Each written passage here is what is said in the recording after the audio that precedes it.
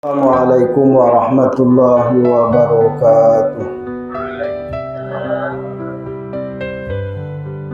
Bismillahirrahmanirrahim. Alhamdulillah wassalatu wassalamu ala Rasulillah wa ala alihi wa sahbihi wa mawala amma ba'du. Yang sama kita muliakan dan kita hormati al-muqarrab guru kita yang sedang sakit, kita doakan bersama semoga beliau disembuhkan dan disehatkan Allah seperti biasa. Kemudian yang sama-sama kita muliakan para guru, para musuh, para khalifah yang sedang berjalan ini, dunia oleh Bapak dan kaum ibu, sedang bermaaf yang dimuliakan Allah. Bersyukur kita kepada Allah dengan mengucapkan alhamdulillahirobbilalamin, kemudian berselawat kepada Rasulullah dengan mengucapkan Allahumma sholli ala sayyidina Muhammad wa ala ali sayyidina Muhammad. Semoga salam cinta, salam rindu kita disampaikan oleh Allah kepada Rasulullah sallallahu alaihi wasallam. Bapak Ibu sidang jamaah, untuk kajian kita malam ini lebih kurang setengah jam. Ambo ingin menyampaikan tentang kajian fikih, kajian syariat, karena ada 3 ilmu yang hukumnya fardu ain kita tuntut.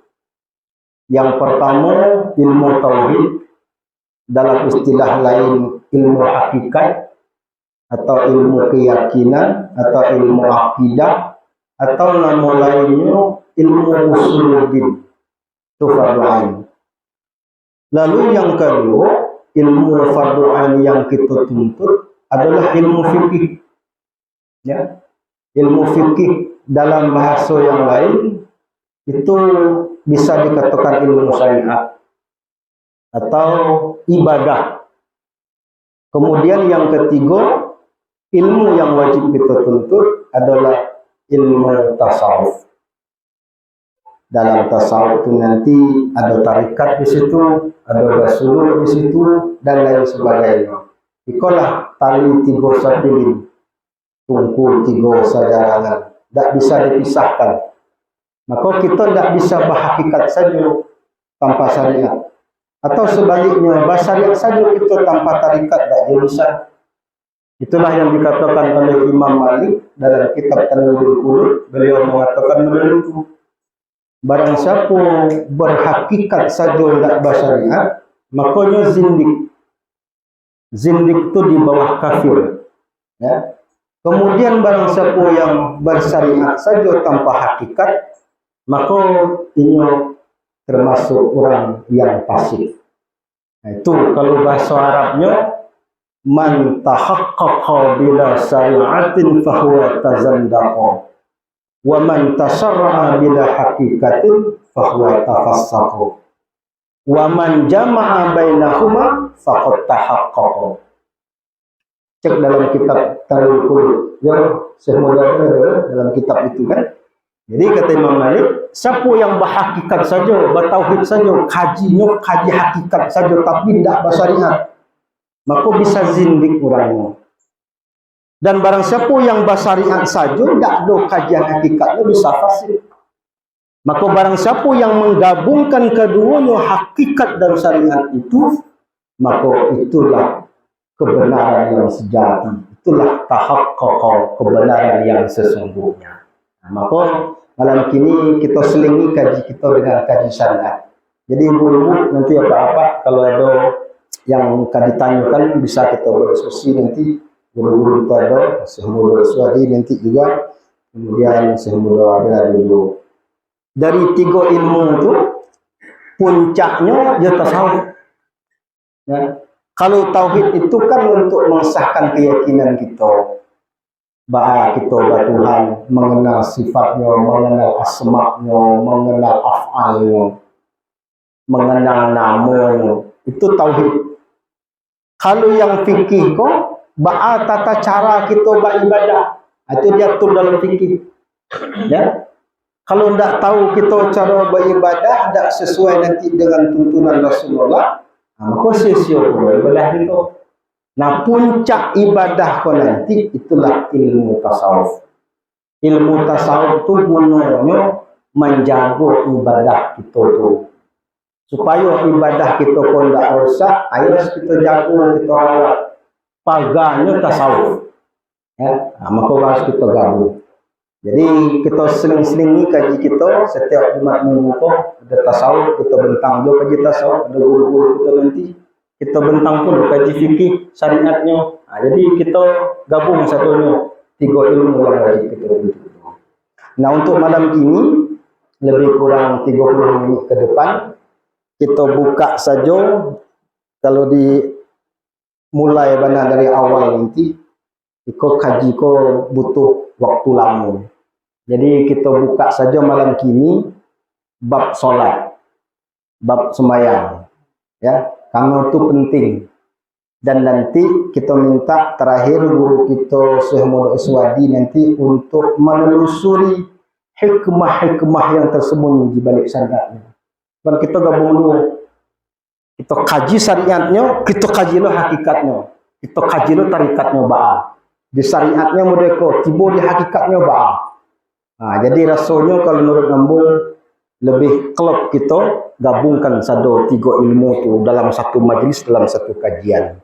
Nanti guru kita Buya Syekh Muhammad Aswadi ibarat ketam mambu ketam kasanya, ketam malihnya beliau itu ditelusuri diko hikmah-hikmah filosofi-filosofi yang ada di balik istilah-istilah fikih itu nanti tiba di hakikatnya namanya kok. Tiba di tarikatnya ba'a mengenainya. Jadi kita gabungkan hakikat dan syariat itu. Kita buka saja bab sembahyang ya Bu ya. Nanti kalau ada yang terasa tanya saja nanti. Kita sambil ceramah aja bertanya. Kalau ditunggu mana nanti waktu habis panjang ke waktunya. Jam subuh pulang ke. Baik, kita mulai dari apa saja kita mulai dari syarat wajib. Nah, untuk fikih kau nanti Bapak Ibu tidak akan terlepas dari hukum yang 5. Ada wajib, ada sunnah, ada makruh, ada wajib, ada apa lagi? Mubah, haram. Dia ada 5. Itu kajian fikih model itu. Kita mulai saja lebih kurang 30 menit ke depan sampai di mana sampainya sajalah nanti. Kita mulai dari kitab yang ambo kitab Kifayatul Akhyar, ya, karangan Sidi Syekh Al-Imam Taqiyuddin Abi Bakar bin Muhammad bin Husaini Al-Khasni Ad-Dimashqi Asy-Syafi'i. Jadi kita khusus mazhab Syafi'i. Ya. Jadi ciri-ciri ahli sunnah wal jamaah itu di bidang ilmu tauhid itu kita mengikut kepada Al-Imam Abu Hasan Al-Asy'ari dan Imam Abu Mansur Al-Maturidi. Itu di bagian akidah imam ikutan kita di situ. Tentang kajian sifat 20 wujud, kidam, bako, mukhalafah sampai ke kalam tu, itu kita ikut kalau bahasa hang di kampus metodologi namo. Ya, metode Al-Imam Abu Hasan Al-Asy'ari. Itu kajian sifat 20 itu. Ya. Lalu di bidang fikih kita ikut imam mazhab yang 4. Ada Imam Hanafi di situ, ada Imam yang kedua Imam Malik. Kita urut yang tua, yang paling tua Imam Hanafi. Sudah itu Imam Maliki. Yang ketiga Imam Syafi'i. Yang keempat Imam Hambali. Ada 4 imam kok di bidang syariat itu panutan kita. Di bidang hakikat tauhid tadi itu imam kita. Itu yang Ahlussunnah wal Jamaah itu. Lalu kemudian yang ketiga di bidang ilmu tasawuf maka yang menjadi panutan kita adalah Imam Abu Hamid Al-Ghazali yang kita kenal dengan Imam Ghazali. Lalu yang kedua Imam Al-Junaid Al-Baghdadi. Itulah imam yang menjadi ikutan kita di dalam ilmu tasawuf. Jadi setiap ilmu nanti kok lah ada imam-imam yang kita ikuti.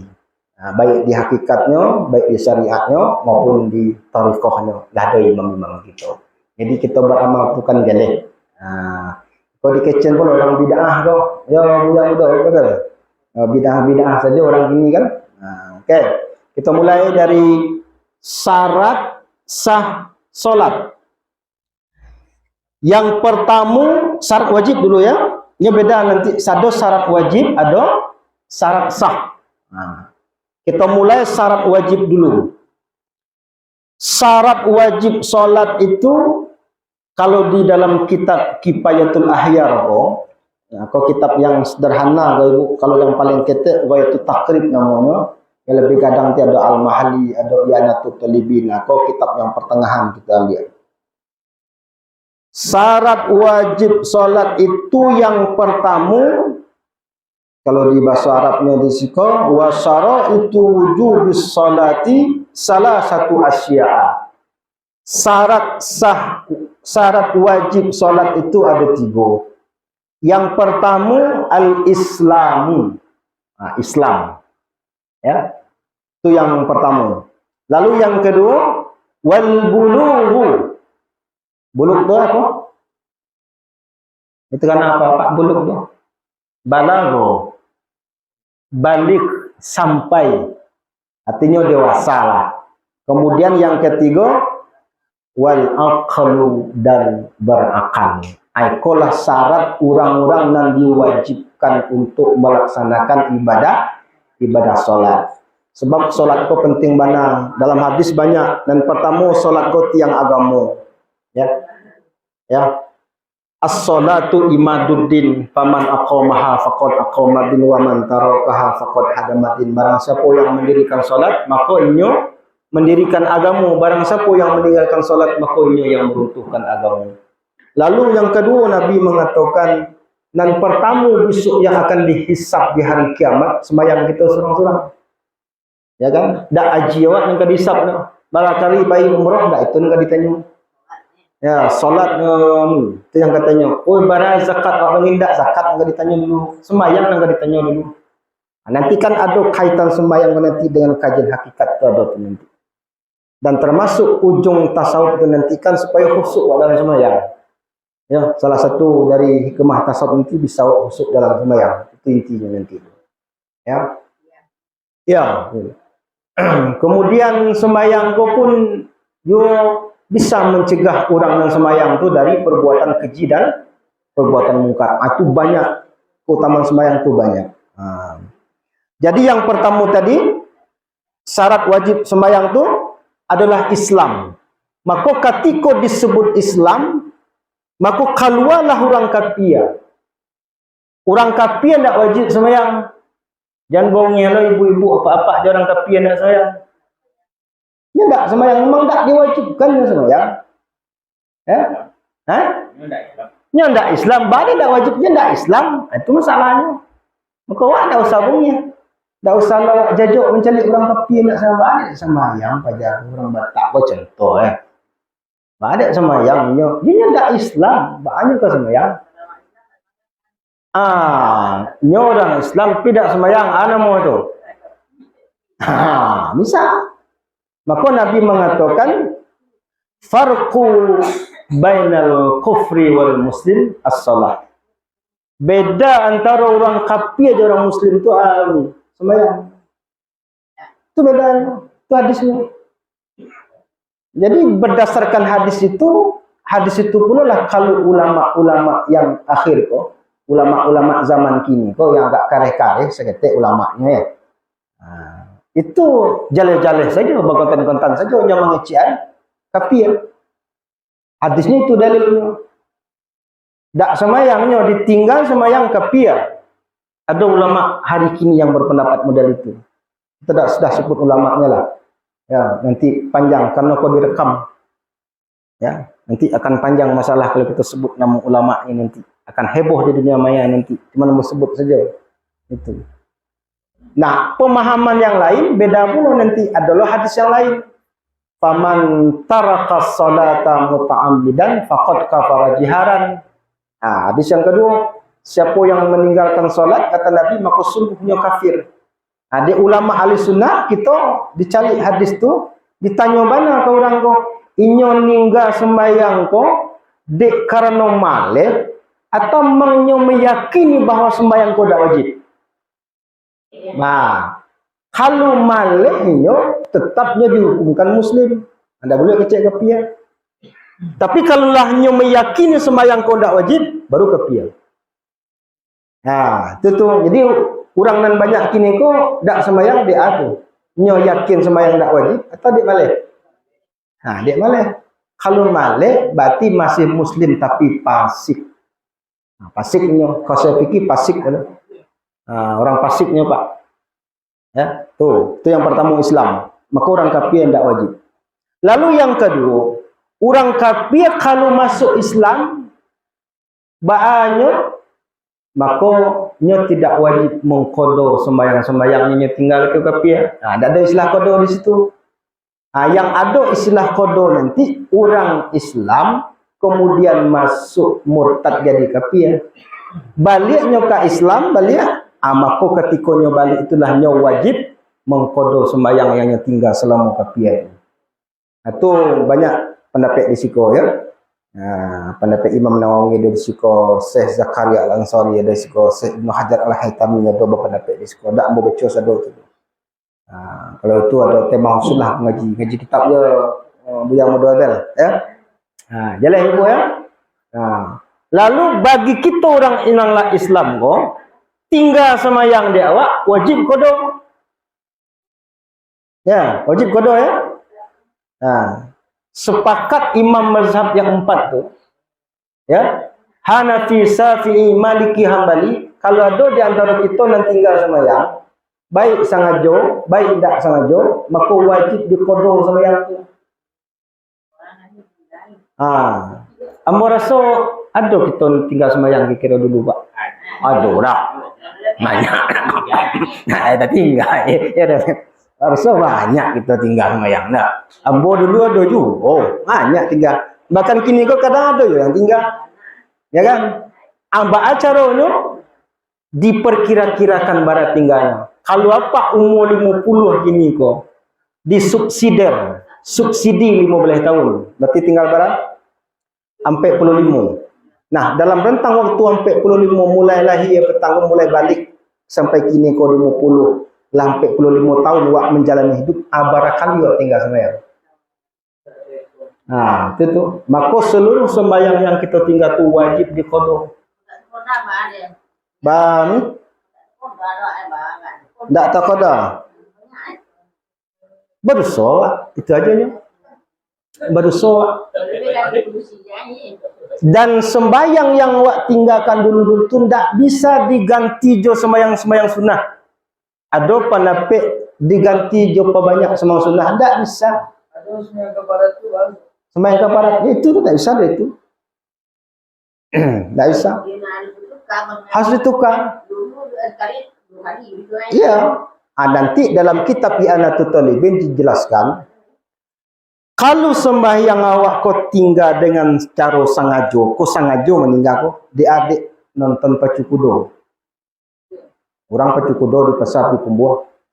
Tinggal sembahyang sengaja meninggal, dek lama mana pacu jadi orang Pinang lah, Pinang pacu kudo. Tinggallah sembahyang asar dia awak. Ya lalu deko sana sembahyang kan itu dia. Nah, kau sengaja awak meninggal kau di pacu kudo atau kok kita anak-anak sekolah pai drum band, main drum band 17 Agustus. Tinggal sengaja sembahyang. Oh, banyak. Bahkan ada lo marah pula anak daru sedang duduk ke sandiang tinggal sembahyang itu. Tinggal sembahyang kan?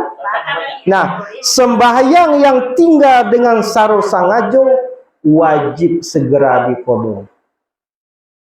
Tuh. Kalau sembahyang kau tinggal dengan ada uzur, maka sunnah hukumnya segera. Nah, berbeda hukumnya. Nancik wajib segera, nancik sunnah segera. Berbeda hukumnya. Jelas ibu ya?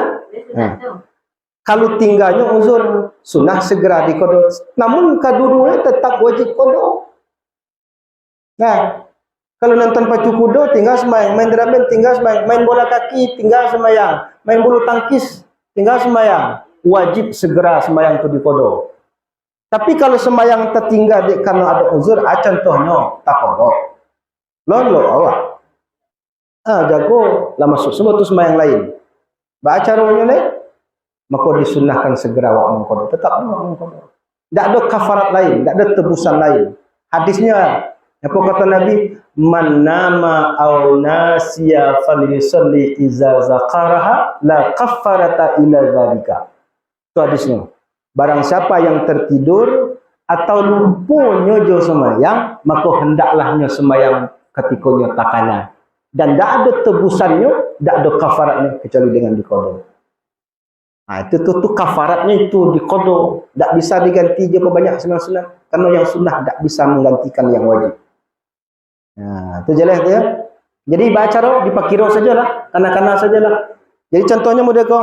Dan dalam kitab Yana disebutkan Bapak Ibu, kalau awak ingin mengqada subuh, itu disunnahkan sebelum kita salat zuhur. Kalau awak ingin mengqada zuhur, disunnahkan hukumnya kita sebelum melaksanakan sembahyang asar. Sunnah bataroti awak mengqada sembahyang tu. Disunnahkan begitu. Kalau malu awak mengqada di masjid, sudah sembahyang di masjid, pulanglah ke rumah. Di rumah diqada sembahyang tu. Kau apa-apa malu pula kau ya. Nah sudah sembahyang zuhur 4 rakaat di masjid berjamaah, itu tagak 4 rakaat. Timbul fitnah kau sembahyang ala kau 4 rakaat. Ya kan? Kok malu awak atau timbul fitnah kau, sudahlah. Pulang saya ke rumah, di rumah sembahyang. Udah tu. Jadilah sudah sembahyang zuhur di masjid, sembahyang zuhur 4 rakaat lain di rumah. Boleh mudah tu atau di masjid boleh. Mudah itulah. Wak pakiraukan sajalah bara tinggal atau bertangguh. Dak do, ambo yakin dak do kita kalau nak tinggal pasti ada tinggal. Ambo bisa pastikan kita ada tinggal sembahyang. Ya tak? Maka wajib diqada. Kalau untuk ibu-ibu, kalau datang bulan, maka tak wajib qada. Bulan tak ada. Tak qada dah. Itu kelebihan ibu-ibu. Kalau malahian sama. Datang haid, kemudian darah nifas, kemudian apa lagi? Ada 2 darah tu yang penting tidak? Ya, nifas dan haid. Wiladah kan malahian ya. Sama itu. Jadi kalau pada si melahirkan, makanya tak wajib mengqada sembahyang tu. Itulah hadis Nabi apa kata Siti Aisyah, di zaman Nabi itu kata Siti Aisyah, kami apabila datang bulan dan padusi-padusi ko diperintahkan oleh Nabi untuk mengqada puasa, tidak untuk mengqada solat. Ibu-ibu kalau tinggal puasa kerana datang bulan, ayo wajib qada puasa. Tapi kalau datang bulan, tak wajib qada sembahyang. Tak qada dah. Kau sempat seminggu kau contoh datang bulan, tak? Kali sajalah. Sehari semalam kan 5 kali sehari kan? Kali 7 hari. Baratus sembahyang yang tinggal adiknya. Ya tak? Ya kan? 3 kali 5. Berapa tiba tu? 35. 35 tu sembahyang. Perai saja tu. Itulah maknya jadi ibu-ibu tu. Ya, perai saja kami apa-apa ada datang bulan tu. Kita wajib cari sembahyang apa itu. Itu kelebihan ibu-ibu. Tapi ibu-ibu yang masih datang bulan. Mungkin bisa jadi datang bulan jonyo. Kok ada orang apa-apa anak sembahyang tu datang bulan bisa jadi kan? Datang bulan jonyo. Kalau ibu-ibu ya. Semuanya tu kena sembahyang banget. Ayo. Istilahnya dapat hidayah kalau gaya ya tak? Umur lah 60 baru tak kena ke sembahyang, baru ingin ke surau, baru ingin ke masjid. Ya menyasar mana Abi umur sangkit modolo ndak ada nak dikaca sado ya 60 kata ya. Hijrah bahasa orang kini nama ada. Mulai apa takana niyo sembahyang kata kalau dapat dia umur 60 ko, mulai rajin sembahyang, mulai ke surau, niyo baca Quran dan seterusnya. 40 ke bawah tetangga tetap wajib diqada.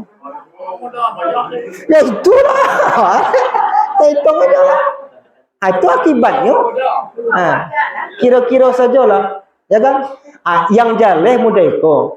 Kita tetap berusaha semaksimal mungkin untuk labani dia tiawak ko lawak kakuk karajo ko. Kok nyampang singkit umur. Lah tu. umur lah 60 kata baru sembahyang. Katakanlah 65 gini baru 5 tahun terakhir tu baru sembahyang kan itulah kita kan tu. Singkit umur. Tapi ni awak lah ingin mengqada dia berharap kita semoga Allah ampuni dosa-dosa sembahyang awak. Itu saja jalan keluarnya lah. Ya kan? Jadi kalau kecek kasarnya selama kau kama awak kau dah 60 lah baru sembahyang kan itulah maksud. Saya 16 tahun lagi. Kalau 65 tu kau nak. Ya, betul. Berapa tahun itu? Itu tu. Jadi diperkirakan sajalah. Jadi supaya tidak memberatkan bana pas dalam sehari itu kodo sudah sembahyang subuh kada atau sembahyang subuh kodo sembahyang subuh yang dulu-dulu. Ni sajalah dulu. Pas biko sembahyang zuhur, kodo lah sembahyang zuhur. 2 kali sembahyang awak sehari itu. Subuh 2 kali, zuhur 2 kali. Wak niatkan sembahyang kedua apa untuk mengkodo ya Allah. Ambo niatkan sembahyang untuk mengkodo sembahyang ambo yang tinggal dulu ya Allah. Pada itu aja. Ya kan. Kalau hitung memang tak bisa hitung tu berapa banyak itu ya. Aduh yo ya. Pasnya mati sembahyang ni baru saja ya. Baru nampaknya saja ya. Lah itu secara syariatnya ya Islam ya wajib pertama tu Islam. Jadi nanti kita minta nanti guru kita secara hakikatnya nanti Islam ko syarat wajib sembahyang ko yang pertama Islam. Ba'an nanti dalam pandangan ilmu tasawuf tarekat hakikatnya ba'an Islam nanti. Lalu kemudian buluk yang kedua balik, maka anak ketek dah wajib sembahyang. Anak ketek yang belum balik maka dah wajib sembahyang. Ya, tapi pahalanya nanti tetap diberikan kepada orang tuanya. Ya, itu anak-anak ketek ya, dah wajib sembahyang.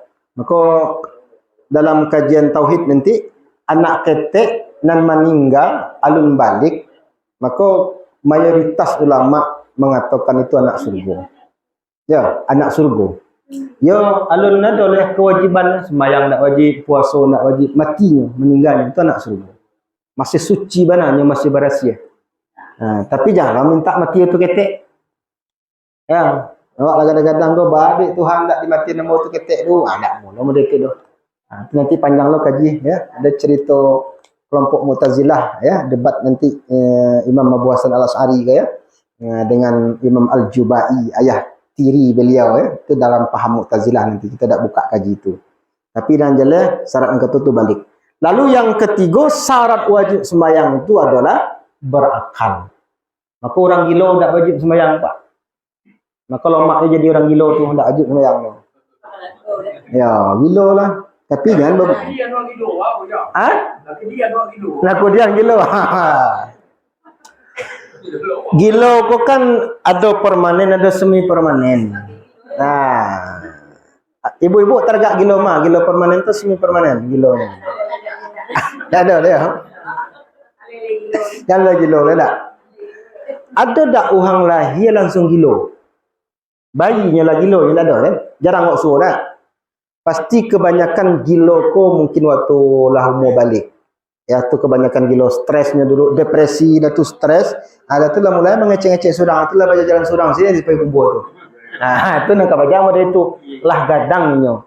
Jadi orang gilo tu Bapak Ibu sidang jamaah yang dak dituntut di Allah nanti di akhirat katikonya gilo saja. Contoh orang ko gilo meninggalnya umur 60. Ya tak? Nah, kita hitunglah nanti kita subsidi 5 balik, berarti kan 45. Nah, 45 tahun. Dari 45 tahun kau berapa tahunnya gilo? Kalau nya sempat gilo 40 tahun, sehat 5 tahun, maka 5 tahun tu je yang akan dihitung. Itu kecil lemak dia orang gilo tadi. Ada 40 tahunnya gilo. 5 tahun sehat. Nah 5 tahun tu je yang dihitung secara syariatnya. 40 tahun tu perai, tak ada leh. Tak ada dosa situ. Kamang silakan aja lah. Kok maliangnya, kok menciloknya, tak ada masalah. Bebas. Kok kamabuknya, kok terserahnya lah orang gila lah. Ya Bu ya. Tu orang gila memang tak dia berhukum. Akal lagi tapi tak berfungsi. Kalau stres kok ni, kalau masih sadar, masih berfungsi akalnya, itu masih ditaklif. Masih wajibnya sembahyang. Kalau stres itu kan tak setiap saatnya stres kan. Kadang-kadang kan dia terlalu barik beban pikiran tu kadang kau memang berhalunya. berhalusinasi kecil orangnya, halunya. Engkau kadang tak tahunya, tak di badan pangananya.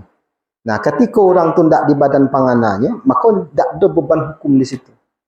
Orang gila, orang kesurupan. Ya pernah mencari orang kesurupan, Pak? Nah, orang kesurupan tu wajib sembahyang tak? Tak wajib. Karena ketika tu dia sedang akalnya tak berfungsi. Jadi lah matu gadang, balimu macam dah talok kah?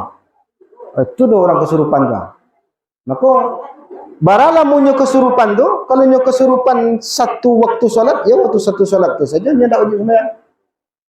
Ya. Nah, dan kesurupan kau jangan buik-buik. Aku gilo nandak babu memang gilo kehendak Allah itu. Yang ndak kehendak inyo pula gilo kau. Ya. Maka orang yang gilo tu ndak wajib sembahyang. Orang kesurupan ndak wajib sembahyang. Orang pingsan. Ada orang pingsan kan? Pernah pingsan kan? Termasuk orang yang koma, mengalami koma, lamanya koma. Ada yang sehari semalam koma kan. Ndak wajib sembahyang tu. Entah nanti dalam dunia tasawuf, dalam dunia tasawuf itu kan ada juga orang kau fana ya. Fananya dalam zikir tu. Yo ndak tahunya akalnya ndak berfungsi nih. Ya kan? Ya kan? Kalau secara syariatnya berarti nyalah dari syariat itu. Dan itu ndak kendaknya. Fana model itu tuh. Tu nanti kajian tasawuf nanti ya. Makanya syariat tu ada kajian yang ditarikat, ada kaitan-kaitan model itu. Jadi orang gila ndak wajib sembahyang. Itulah makna hadis Nabi. Apa kata Nabi? Hadis yang diriwayatkan oleh yang dikeluarkan oleh Imam Abu Daud dan Imam At-Tirmizi, hadisnya hadis hasan. Apa kata Nabi? Rufi'al qalamu an salasin. Diangkat pena untuk 3 orang manusia. Arti diangkat pena tu, kalau dia berbuat baik tidak diberi pahala, berbuat buruknya tidak dicatat sebagai dosa. Ada 3 kelompok manusia. Yang pertama kata Nabi, anin naimi hatta yastayqaza. Dari orang yang tertidur sampai nyo jago balik. Orang tafolok. Aku ndak berdosa tu. Ayahnya kakak dalam laluk tu ndak berdosa tu. Ya kan? Bahkan tertidur tadi jadi uzur dalam sembahyang. Ya kan? Tapi kalau nyo jago kau takkan adanya sembahyang. Sembahyang wajib sembahyang sekali. Istilah makna aqimis salata li zikri kata Nabi. Dirikanlah salat itu untuk mengingat kuat. Itu ayatnya, Pak. Ya, surah Taha tu. Aqimis salata li zikri. Jadi orang tertidur maka tidak dicatat. Menciloknya korupsinya dalam laluk tu. Mimpinya. Mimpi membunuh orang, berusahnya tidak disoleh. Abalanya mimpi. Ya lolok. Ya kan? Kemudian yang kedua kata Nabi, wa anis sobihi hatta yahtalima, dan dari anak kecil hingga sampainya dewasa. Kau tadi tu maka berdasarkan hadis itu, orang nan anak ketek tak wajib sembahyang tadi itu tu, karenanya masih ketek. Kemudian yang terakhir kata Nabi, wa anil majnuni hatta yaqila, dan dari orang yang gila hingga sampainya sembuh dari gilonya. Jadi orang gila lah sembuhnya dari gila, maka barunya wajib pula sembahyang. Kalau masih gila, pula jangan sembahyang ya deh. Jangan diberanglah orang gila, Amba tidak sembahyang ni. Tak mau lo ngecek orang gila tak sembahyang tu, suruh sembahyang ni. Kau dijawab dia, ambo gila pak je, maka sembahyang je. Kau itu jawab kan tu tercangang lah. Orang gila bisa menjawab model tu. Ambo gila pak je, maka ambo tak sembahyang, ya kan? Itu kan berbahaya nanti. Dia salah kita cari-cari yang itu ya. Barangkali kau saja Bapak Ibu sedang jamaah. InsyaAllah nanti minggu depan nanti kita sambung lo kaji kau nanti masuk ke syarat sah sembahyang. Kau syarat wajib aja dulu dah. 3 kau aja kajilah jadi ya lah. Kaji fikih kaji syariat nanti kita minta guru kita untuk mengaitkan kau dengan kajian tasawuf atau dengan kajian hakikat. Yang Islam tu secara ilmu tasawuf. Bila kita ke Islam? Tu guru minta aku. Bila aku Islam? Ya, balik aku bila? Bila aku berakal? Ketika berzikir lebih fungsi akal aku ndak? Kasih itu guru kita menjalin kau, ya tak? Ya, kok ditanya bila Islam? Padanya jawabnya Pak tak? Syarat wajib sembahyang Islam, bila Islam? Itu kajian tasawuf lah kau bahas. Hakikat aku tu lah. Barangkali kau yang bisa kita sampaikan insya-Allah nanti minggu depan kita lanjutkan je seketek-seketek ya tak? Setengah jam. Sebelum ambo tutup, ibu-ibu apa-apa ambo ada yang ingin bertanya? Silakan. kaji syariat ko yo harus bertanya. Kalau kaji hakikat mana yo? Kalau tasawuf. Ya. Buat di blog Ustaz. Tentang untuk usaha-usaha Pak. Ya. Banyak utang-utang Ustaz. Jadi gini kok umumnya taruh orang 60. Ya. Stres. Kadang-kadang dia semayang kan, dia semayang dia topik kadang enggak. Apa hukum gitu. Ya gitu. Tapi nya kan ndak gilo doh. Enggak. Cuma gila. bacanya topik. Ya. Kalau ndak tapik bacaannya kadang-kadang pengana di badan, kadang-kadang pengana tu ladak di badan kan. Semacam depresi segala macam. Kalau hal-hal yang model itu dalam fikih itu yu'fa'anhu, dimaafkan. Itu kaji syariatnya, dimaafkan hal yang model itu tuh. Tapi kan itu tidak ada unsur sengaja di situ tuh Pak. Tidak ada nyoba sengaja membuat model orang tidak sadar kan, tidak model itu tuh. Memang di luar kendalinya.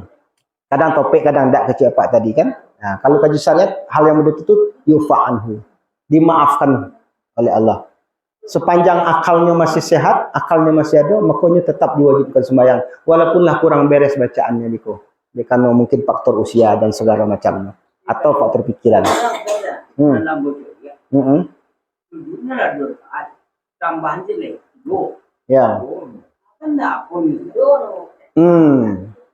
Itu banyak faktor. Bisa jadi nanti memang ini lupa atau ragu-ragu, ditambah cik lain. Ya kan tuh bisa jadi di akibat fikun tadi. Jadi faktor-faktor yang mudah itu dalam sembahyang, kalau dalam pandangan awak mencalitnya sembahyang kan adalah 3 kalinya sujud kan, ya kan? Nah, mungkin kau tanyakannya ndak dua kali sujud tadi. Itu mungkin penganainya. Atau bisa jadi inyo ragu-ragu. Kolah nang kedua kali itu nang ketiga atau nang pertama kok. Bisanya tambah cik lain. Kan enggak bisa dimasukkan gilo. Oh enggak, itu enggak bisa deh itu. Itu bisa dikatakan gilo. Bisa jadi lupa tuh. Itu alun gilo loh. Kalau gilo itu kan ada fungsi akal. Manglah dicabut di Allah fungsi akalnya tuh. Sehingga jangankan ingin melaksanakan satu karya jo dirinya pun tidak tahu kurang gilo itu biasanya. Nah, kalau itu kan sekali-kali tahu, sekali-kali enggak Pak tadi kan. Nah, itu masih dikira dihukumkan berakalnya. Masih tetap. Nah, itulah mulai rada-rada pikun gitu. Lah mengarah ke pikun itu sebenarnya. Nah, itu tetap wajib. Ibu-ibu ada yang katanya masalah sembahyang? Ya. Kalau arah kita kalau sehat ketua kaskuran. Ya. Ya. Itu nanti rencana kita mengumuko besok tu dah. Jadi salah satu nanti syarat sah solat itu kan istiqbalul kiblah, ya. Menghadap ke kiblat, ya. Ya. Ya. Ya. Makanan pertama sebelum sembahyang awak wajib bertanya ke orang yang ada di sekitar itu. Pak, ambo ke sembahyang numpang tanya kau di siko kama arah kiblat. Karena nanti istiqbalul kiblah menghadap ke kiblat itu syarat sah sembahyang. Besok ni kau mungkin dalam kajian tasawuf lebih apa mungkin lebih dalam nanti kajian kau. Yang dihadap kau segala macam anan kiblat, anan Ka'bah tu mungkin lebih dalam nanti dalam tasawufnya. Kita kan kaji syariat sajanya kau. Jadi yang pertama wajib hukumnya bertanya. Tanya ke orang. Kalau tidak ada orang sampai bertanya, maka kita harus beristihad. Beristihad. Ya. Nah, kalaulah sudah sembahyang, nanti ada 2 pendapat ulama di situ. Pendapat ulama yang pertama mengatakan ulang sembahyang balik. Ya. Ada pendapat yang kedua mengatakan kalaulah beristihad awak, tak ada bertanya, tak ada tempat, tak ada arah-arah, tak ada kan, kompas tak ada apa, tak ada. Dalam keyakinan awak, kalau ikut posisi matahari ke agak-agaknya, dia kasih tu kau. Ternyata besok-besoknya mang tak kasih tu madok dah. Tahu kemari kan? Ya, tak ke Mekah dah, ke Afrika tiba madok. Kena tu contoh ya Pak. Maka itu para ulama mengatakan itu dimaafkan saja, tak ada masalah. Berlakulah ayat fawallu wajhaka fasama wajillah. di mana saja kamu menghadap, di situ ada wajah Allah di situ. Kalau sudah beristihad, lah sudah bertanya, lah sudah beristihad, salah juga, atau dimaafkan je leh. Karena apa? Seluruh alam semesta kan nanti kamawak madu Allah doa itu. Itu kan kita tasawuf tu. Ya kan? Fawallu fasamma wajhullah, ya. Nah, kamawak madu itu Allah. Semula nanti orang semayang di bulan. Kalau orang semayang di bulan kamanya madu kiblat, Pak. Hah? Di bulan orang ka semayangnya kamanya madu kiblatnya. Pesawat juga. Pesawat juga, ya kan? Berlakulah ayat itu. Ya, di mana saja kamu berada, di situ ada wajah Allah. Innama tawallu fasamma wajhullah. Di mana saja kamu hadap, di situlah ada wajah Allah. Kurang di bulan tu kamalnya kamu petopen ke Ka'bah ke bawah. Ya kan? Nah, itu. Di mulai itu dah. Besok insyaallah minggu depan kita lanjutkan kajian ke nanti lebih detail nanti di syarat sah sembahyang nanti, salah satunya itu menghadap ke kiblat. Akan kita kupas lebih dalam nanti secara syariatnya dan secara hakikat dan makrifatnya, tarikatnya akan lebih dalam pula kupasan itu nanti. Mana nang Ka'bah tu? Ya tak? Mana nang Ka'bah tu? Syariatnya kau nang Ka'bah tu. Kalau hakikatnya mah, ada itulah. Islam tu syariatnya kau hakikatnya mah. Ya kan tu. Jadi akan lebih mantap kajian kita bergabung syariat, tarikat dan hakikat di situ kita gabung sekali. Barangkali ikut saja Bapak Ibu sedang jamaah yang bisa ambo sampaikan. Lebih dan kurang mohon maaf. Wabillahi taufiq wal hidayah. Assalamualaikum warahmatullahi wabarakatuh.